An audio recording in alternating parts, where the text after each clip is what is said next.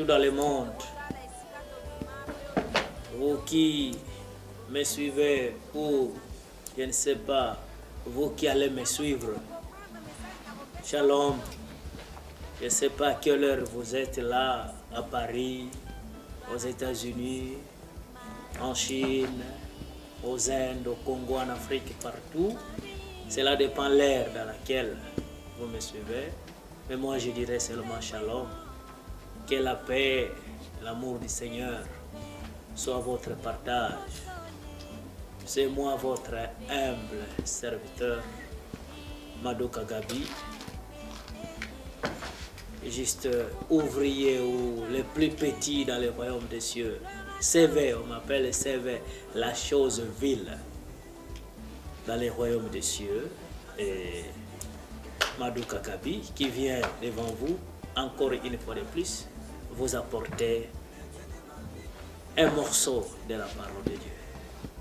Comme la Bible nous dit, nous connaissons en partie. C'est pourquoi je dis un morceau de la parole de Dieu. Merci beaucoup. Si nous pouvons prier ensemble avec moi. Tendre Père Céleste, nous voulons te dire merci pour ces moments merveilleux que nous voulons prendre tes Écritures et demander le Saint-Esprit pour nous éclairer, nous donner, nous décortiquer, nous donner la révélation de ce que renferment tes Écritures. Père, de moi-même je ne saurais pas, et ton peuple qui me suit aussi ne saurait pas comprendre, si tous nous ne soyons animés de ton esprit. Car ta parole nous dit, l'esprit, il viendra, c'est lui qui vous conduira en toute vérité, la vérité qui est la parole de Dieu. Merci Seigneur, car nous voulons avoir cette vérité qui est la parole du Seigneur. C'est toi la vérité et c'est toi la vie. Nous avons besoin de toi. Saint-Esprit, tu as été envoyé, tu es avec nous. Tu es avec nous pour nous apporter la vérité, pour nous éclairer, pour nous apporter la connaissance. Merci Seigneur pour ces moments merveilleux. À toi la gloire et à toi l'honneur pour tous les temps. Jésus-Christ Nazareth. Amen. Voilà mes frères et sœurs dans le Seigneur, comme je le disais, c'est moi votre humble serviteur, le plus petit dans les royaumes des cieux, Gabi Madoka. Je viens encore aujourd'hui juste parler du thème que nous avons abordé ensemble avec vous. La femme peut-elle prêcher dans nos assemblées ou ne pas? Voilà la question qui m'a été posée. Là, elle est permise à la femme. Est-ce que la femme peut prêcher? La femme peut enseigner dans les assemblées de Dieu? Point d'interrogation. Dans notre première émission, j'avais avoué oui. Pour moi, la femme peut prêcher. Parce que d'abord, la parole de Dieu n'a pas de sexe. La parole de Dieu n'a pas de sexe. Et la foi aussi n'a pas de sexe, pas de couleur. Et aussi la vie éternelle n'a pas de sexe, pas de couleur. C'est pourquoi j'ai dit oui. Mais la question qui m'a été posée, mais pourquoi Paul, dans 1 Corinthiens 14, 34, Paul interdit à la femme. Elle dit que la femme se taise dans l'assemblée. Que la femme, comme il est habitude, que la femme se taise dans toutes les assemblées des saints. Bien-aimés, la parole de Dieu, elle est simple quand nous sommes conduits par le Saint-Esprit. Elle est simple quand le Saint-Esprit est avec nous. Mais elle devient compliquée quand nous mélangeons la parole de Dieu avec la chair. C'est-à-dire quand la pensée humaine entre la parole de Dieu, c'est là où les choses deviennent compliquées, frères et sœurs. Ensemble, nous allons encore relire ou lire encore la parole de Dieu, là où Paul interdit à la femme de ne pas prêcher. Nous lisons dans 1 Corinthiens 14, il est dit ceci.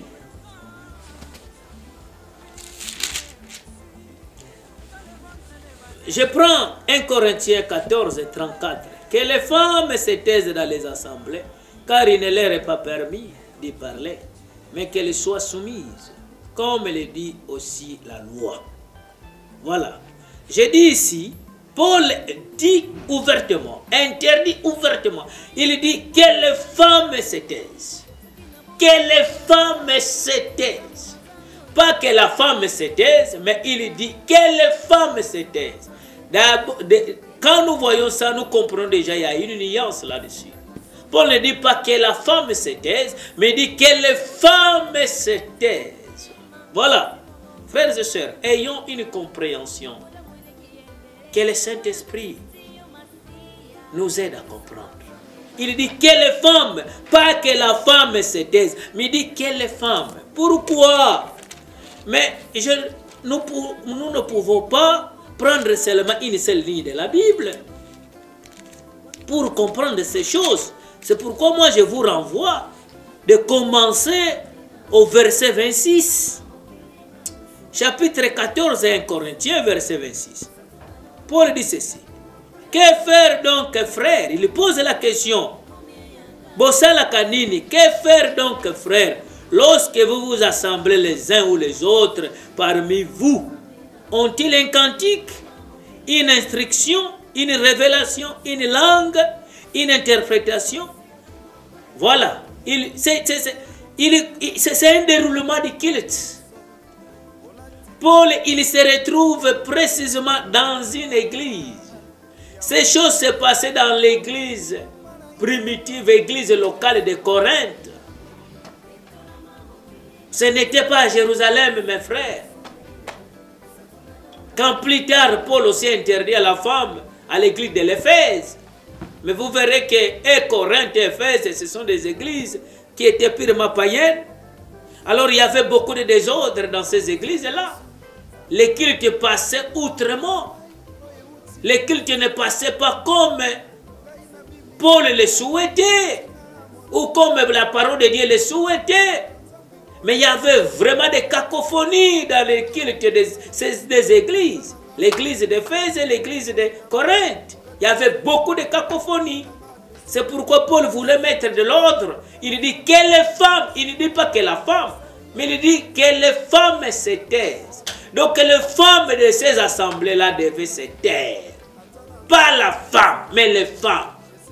Mais moi, je vous renvoie au verset 26. Et nous allons jusqu'à arriver 34, là où il est interdit. Parce que j'ai épinglé quelque chose là, que ce n'est pas seulement la femme qui doit se taire. Même l'homme doit se taire dans l'assemblée aussi. Si la femme se tait, l'homme aussi doit se taire. Pourquoi? Que faire donc? Là où il y a dit deux ordres. Je descends à 27. En est-il qui parle en langue?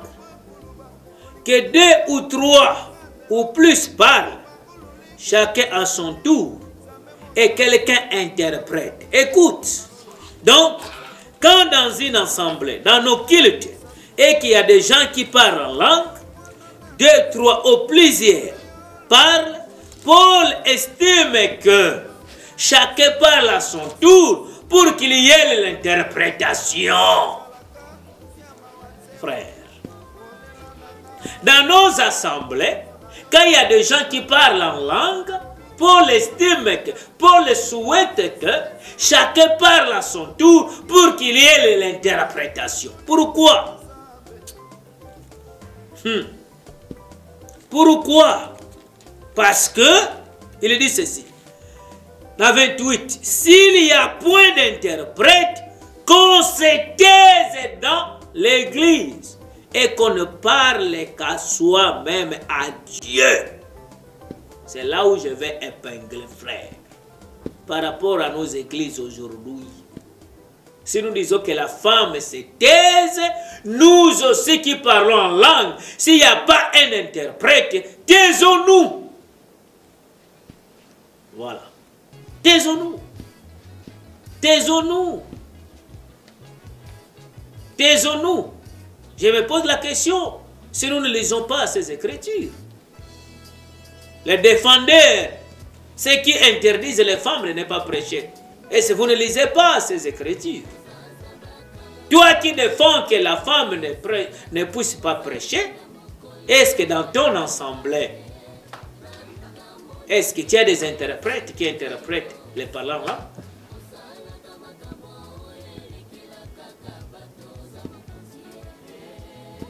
Nos assemblées d'aujourd'hui, même toi-même les visionnaires de l'église, quand tu parles en langue là, est-ce qu'il y a quelqu'un qui t'interprète? Paul dit, même toi les visionnaires de l'église, si dans ton église, il n'y a pas un interprète, toi aussi ne parle pas en langue. Tais-toi. Alors, si telle est la condition, alors toutes nos assemblées, on doit fermer toutes nos assemblées. Parce que nos assemblées, je vois comment, surtout les visionnaires, comment nous parlons en langue. Mais soyons conscients.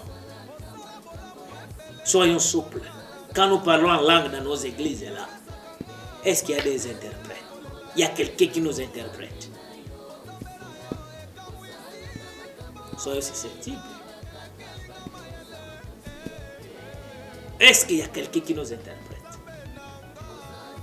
Voilà, je dis que non. Papa journaliste, il faut que je fasse encore une petite exhortation là-dessus. En attendant que demain ou le lendemain, nous puissions aborder la face B de ce que nous parlons aujourd'hui. Je viens seulement une petite exhortation de 10 à 15 minutes dans ces points-là que Paul voulait mettre de l'ordre à l'église de Corinthe. Si nous nous martelons au verset seulement 34, nous sommes en train de courir au risque, mes frères. Mais il faut prendre tous les morceaux, c'est-à-dire à partir de 26. Parce que c'est là où Paul commence et le dit. Que faites-vous quand vous vous réunissez dans vos assemblées? Et s'il y a quelqu'un qui a une révélation, il y a quelqu'un qui a qui fait parler là, il y a quelqu'un qui a un cantique, il y a quelqu'un qui a une exhortation, que tout se fasse dans l'ordre. Que tout se fasse bien là. Que tout se fasse dans le respect. Et Paul souhaite que, même pour parler en langue, que tout cela se fasse tour à tour, pour qu'il y ait quelqu'un qui doit interpréter. Mais s'il n'y a pas d'interprète, Paul dit ferme ta bouche, ne parle pas en langue, parle en toi-même dans ton cœur. Parce que parler en langue n'édifie même pas. Parler en langue n'édifie pas, c'est un don du Saint-Esprit, mais n'édifie même pas. Parler en langue. Parce que tu parles à toi-même, à Dieu. Parler en langue n'édifie pas. S'il n'y a pas un interprète, parler en langue n'est rien. N'est rien, mes frères et sœurs. Je ne viens pas pour corriger la parole de Dieu, mais je viens apporter juste ma petite connaissance. Et juste ma petite connaissance. Vous direz, mais qui es-tu? Qui es-tu, toi qui viens abroger ces choses qui sont déjà établies? Qui es-tu? Mais souvenez-vous de Paul. Il a abrogé. Il a annulé la circoncision. La circoncision pour Paul n'était plus la circoncision de la chair, mais la circoncision devait passer au niveau du cœur. C'est nos cœurs qui doivent être circoncis. Et nous sommes d'accord là-dessus.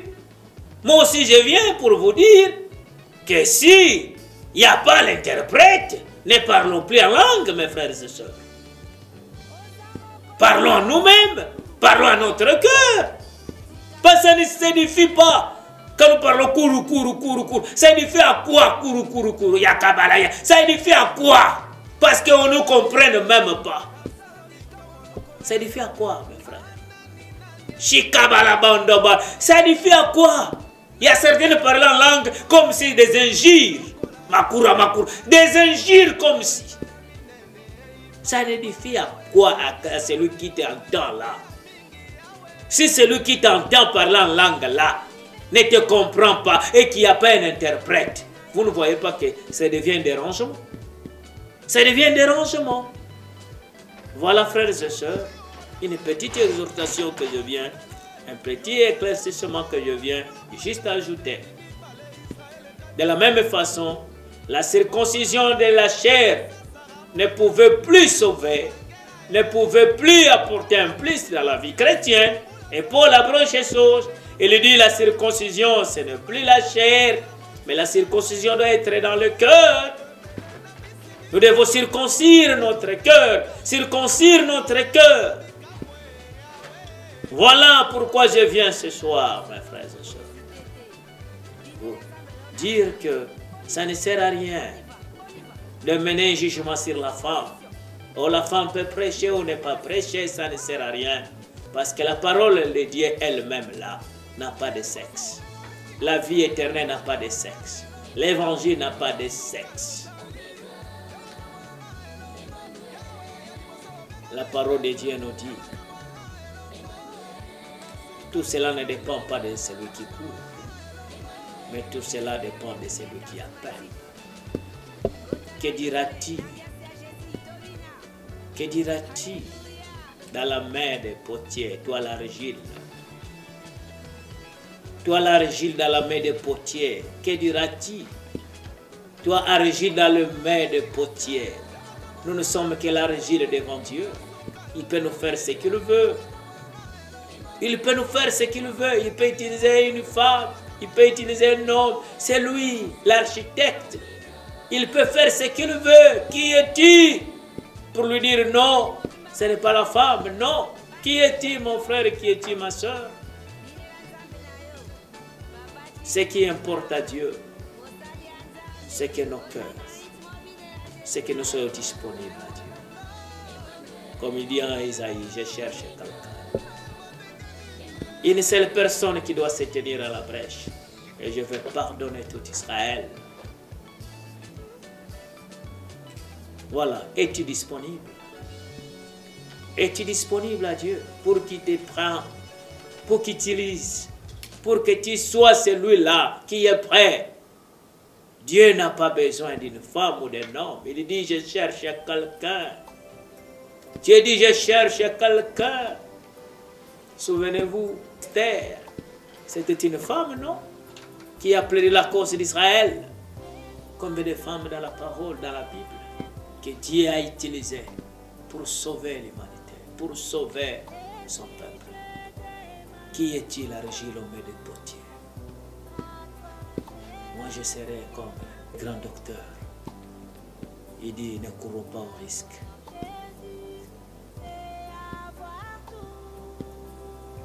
Ne courons pas au risque. Si cette œuvre de Dieu, laissez-la. Ne courons pas. Si elle n'est pas de Dieu, laissez, elle va se fondre dans peu de temps. Mais si elle est de Dieu, ne courons pas au risque. La femme comme l'homme, dans l'assemblée. Si tu veux parler en langue et qu'il n'y a pas quelqu'un qui va interpréter, Paul dit tais-toi. Alors je me pose la question aux assemblées d'aujourd'hui. Si on doit appliquer ces choses dans nos assemblées d'aujourd'hui, appliquons aussi ça. Comme nous intéressons. Voilà, frères et sœurs. Un tout petit, j'ai dit un morceau de la parole. Je ne vais pas vous prendre beaucoup de temps. Et juste un morceau, parce que nous connaissons partie. Mais l'heure viendra où nous le verrons tel qu'il est. L'heure viendra où nous consommerons toute la parole dans son royaume. Le royaume du Fils de Dieu. Le royaume de la gloire. Là, il y a ni femme ni homme. Christ dit, nous serons comme des anges. Alléluia. Nous serons comme des anges, frères et sœurs.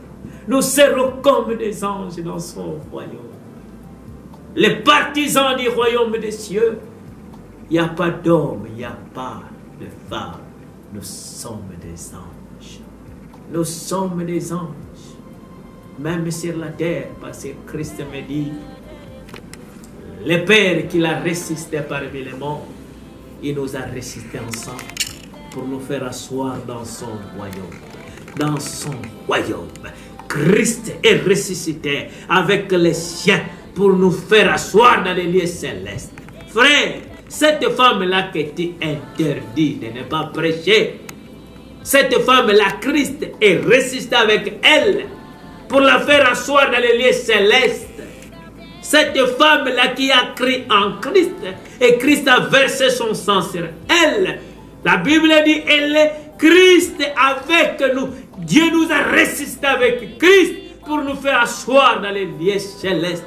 Comme tu m'entends, je suis sur la terre, mais je suis assis dans les lieux célestes. Ce n'est que le corps qui est sur la terre, mais ma conscience, mon esprit, parce que Job dit en réalité dans l'homme c'est l'esprit, je suis dans les lieux célestes. Alors, cette femme-là qui est assise dans les lieux célestes, qui es-tu pour lui dire de ne pas prendre part aux choses de son Père, de ne pas s'occuper aux choses de son Père, comme Christ dit, je m'occupe aux affaires de mon Père. Qui est-tu qui va empêcher cette femme qui est ressuscitée avec Amashia et assise dans les lieux célestes? Qui est-tu qui va empêcher cette femme? Heureusement, Paul lui dit, que les femmes se taisent, que les femmes, pas la femme, que les femmes. Les femmes là de Corinthe se taisent, les femmes là d'Éphèse se taisent, mais pas la femme qui est assise dans les lieux célestes. Voilà, j'en finis. Merci, que le Seigneur vous bénisse. Que le Seigneur vous bénisse, mon frère. Que le Seigneur vous bénisse, mon Seigneur. Nous allons, avec une Pangui TV, entrer encore en profondeur dans ces choses. Voilà, je vous attends, parce que la semaine qui vient de commencer, Pangui TV m'a encore invité. Là, il y aura des questions approfondies sur ces choses. Aujourd'hui, je viens seulement apporter petit éclaircissement par rapport à la première émission. Que le Seigneur vous bénisse et bonne semaine. Que cette semaine qui nous vient de commencer vous apporte toutes les portes de bénédiction. Dans le nom de Jésus-Christ. Amen.